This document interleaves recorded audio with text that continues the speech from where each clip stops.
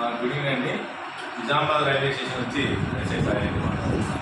మా దగ్గర ఒక అప్డేట్ జరిగిందండి. 28 నాడు, లాస్ట్ మంత్ 28 నాడు నాందేడ్ నుండి హైదరాబాద్కు ఒక సేటు, అతను రాహుల్ అనే సేటు, వాళ్ళు సిల్వర్ మర్చెంట్ ఉంటుంది వాళ్ళకు.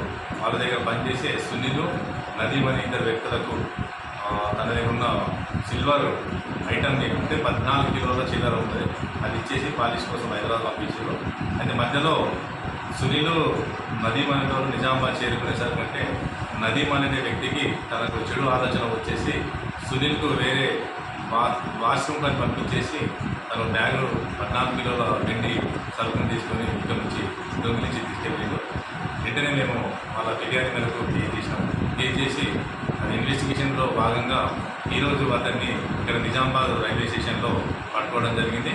అతను ఇక్కడ నుంచి నిజామాబాద్ నుంచి హైదరాబాద్కు అమ్మడానికి వెళ్ళే క్రమంలో మాకు అనుమానం వచ్చి అతని బ్యాగ్ని అతన్ని పట్టుకొని విచారించగా ఇంట్రాగేషన్లో తను చేసిన దొంగతనం నేరాలు ఒప్పుకొని అదే ఉన్న బ్యాగ్లో ఉన్న ఈ సిల్వర్ ఐటమ్ ఎప్పుడైతే దొంగిలించిందో ఆ ఐటమ్ అంతా మాకు 10 కిలోల వరకు అప్పగివ్వడం జరిగింది. అతనిపై కేసు ఉంది, అతని కోర్టుకు పంపిస్తాము.